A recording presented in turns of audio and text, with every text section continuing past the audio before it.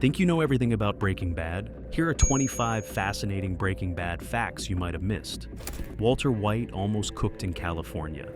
Vince Gilligan, the creator of Breaking Bad, originally wanted the show set in Riverside, but Sony suggested New Mexico because the state offered tax credits for film and television production. So, they moved to Albuquerque purely for the budget, but turns out, the desert vibes and border location ended up being perfect for the story. Total accidental genius. Breaking Bad didn't just change TV, it put Albuquerque on the map. After the show aired, fans from all over the world started flocking to the city to see the spots where Walter White cooked, dealt, and killed. From Twister's, aka Los Pollos Hermanos, to Saul's strip mall office, the filming spots became full-on tourist attractions. Locals cashed in too, selling Blue Rock candy, meth, merch, and even giving tours. Breaking Bad turned Albuquerque into a desert Hollywood. Walter White's real-life house is up for sale. But the new owners better be cool with fans showing up, and maybe throwing a few pizzas on the roof. The current owners are over it. After years of people stealing rocks from the yard and recreating scenes, they're ready to pass it on. Their hope is for someone to turn it into a Breaking Bad, B&B, or museum. Because let's face it, fans will keep coming. That iconic pizza toss? Nailed in one take. Bryan Cranston was given hours to land it, but he stepped up, launched the pie, and it made a perfect rooftop landing. No CGI or reshoots. Fans were like, wait, who sells uncut pizza? So, the writer slipped in a scene later with Badger explaining that it's this place's gimmick. They don't cut the pizza, and they pass the savings on to the customer.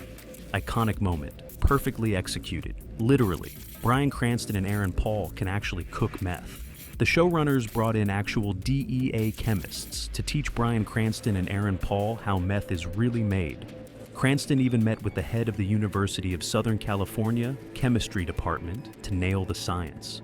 Turns out they were using some lab gear wrong, so Gilligan fixed it. When it came to accuracy, this show did its homework. If you think Breaking Bad is a how-to guide for making meth, think again. Walter and Jesse's cook scenes might look detailed, but the recipe is intentionally incomplete. The show's science advisor, Donna Nelson, said they left out key steps to keep any wannabe Heisenbergs from actually cooking at home. So, yeah, don't try this in your garage, you won't get blue crystals. Remember the dissolved corpse in a bathtub scene? Total myth. Walt and Jesse used hydrofluoric acid to dissolve a body, and it ate through the bathtub itself in season 1. Mythbusters tested it to see if that's actually doable in real life. Turns out, while the acid did break down pig flesh, it didn't melt everything into goop. The tub came out of the experiment still standing. So, yeah, cool scene, but not scientifically sound. Bryan Cranston wasn't the first pick to play Walter White. AMC originally offered the role to Matthew Broderick and John Cusack.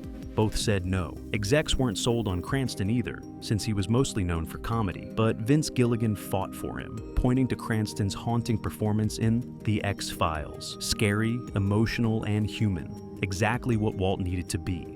Gilligan showed the tape, the execs finally saw it, and the rest is history. It all started with a story about a guy and an RV. Breaking Bad isn't based on a true story, but a real news article did help spark the idea. Vince Gilligan heard about a guy cooking meth in an RV, and that wild visual just stuck with him. He thought, what if that was a regular guy, like us? Then he layered in inspiration from the 1952 Japanese movie Ikiru about a man facing a terminal illness. And that's how the concept came to be. A lot of networks are kicking themselves over rejecting Breaking Bad. HBO, Showtime, FX all passed. FX thought it was too close to other anti-hero shows, and Showtime said it felt too much like the show Weeds. As for HBO, Gilligan called that pitch meeting one of the worst ever. The exec he met with was so uninterested, he joked she didn't even care if Walter lived or died. Thankfully, AMC saw the gold and brought us this iconic show. The Walking Dead helped with Gus's death. To create that unforgettable half-blown-off face, Breaking Bad's team got a little help from the pros of The Walking Dead. Their makeup department and special effects team are used to creating such scenes in high quality. Gilligan said it took months of work, combining prosthetics, makeup, and visual effects, and it definitely paid off. This work created one of the most unforgettable exits in TV history. Nick Fury almost walked into Los Pollos Hermanos. While filming The Avengers in New Mexico, Samuel L. Jackson pitched a fun cameo.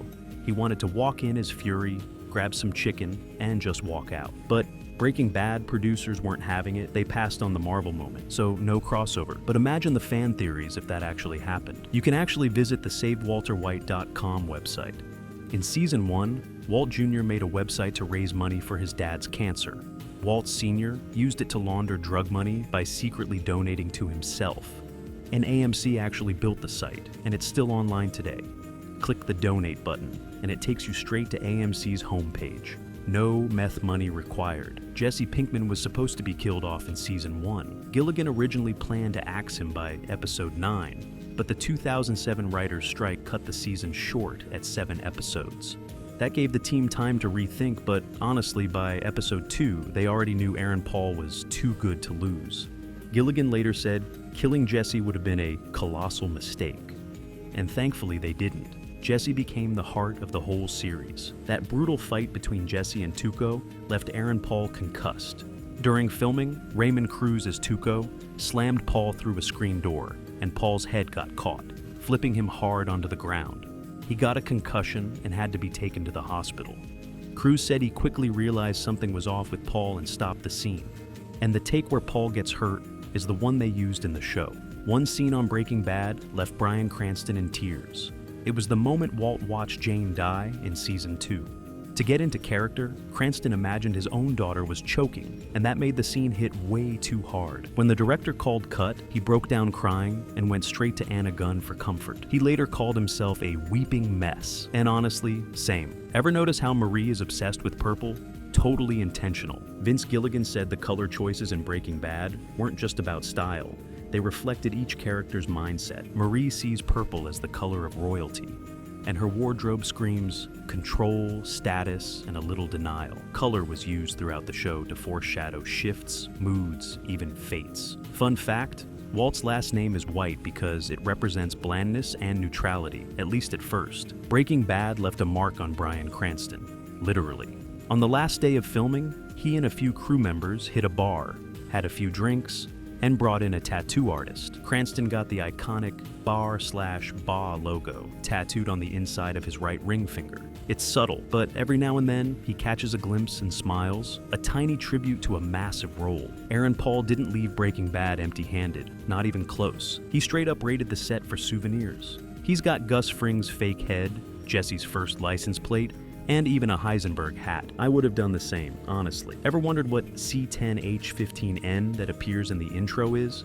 Right before the title appears in the intro, you'll see C10H15N. That's the chemical formula for methamphetamine, and the number 149.24 right next to it is its molecular weight. Even the intro screams, "Yeah, science bit." Is it a coincidence that Breaking Bad ran for exactly 62 episodes? The 60-second element on the periodic table is samarium, which is actually used to treat certain types of cancer, including lung cancer. Is it a quiet, poetic nod to the illness that let Walter White break bad? Vince Gilligan fought for Baby Blue. Vince personally chose Baby Blue by Badfinger to play over Walt's last moments, even though the music team had other ideas. The night the finale aired, fans rushed to iTunes and downloaded it over 5,000 times, which got the song to re-enter the Billboard charts more than 40 years after its original release. Great choice if you ask me. Kevin Cordasco, the fan who helped shape the ending. Kevin was a teenage superfan who passed away from cancer. Before his death, Kevin got to meet Bryan Cranston, Vince Gilligan, and the Breaking Bad cast. Gilligan credited Kevin with inspiring the return of Gretchen and Elliot Schwartz in the finale. The episode Blood Money, which aired on August 11, 2013, was dedicated to Kevin Cordasco. Pretty sure we can all agree Todd is the worst. Of all the criminals in Breaking Bad, Todd takes the crown for most felonies committed. We're talking murder, child murder, meth production and distribution, armed robbery, arson, kidnapping, theft, and even housing a meth lab. And let's not forget, accessory to murdering federal agents, illegal firearms, and obstruction of justice. He may have looked polite and soft-spoken, but Todd was a full-blown criminal overachiever. The little actor who played Holly was a great improviser. That heartbreaking moment in Ozymandias when baby Holly cries, "Mama," is totally unscripted. The script says that Walt holds Holly, reflects, and decides she's better off with her mom. But the baby actress saw her real mom off camera and started crying for her. Bryan Cranston stayed in character and rolled with it, and the scene hit way harder than anyone expected. What a talented little actress. Which fact surprised you most? Drop it in the comments and don't forget to subscribe for more.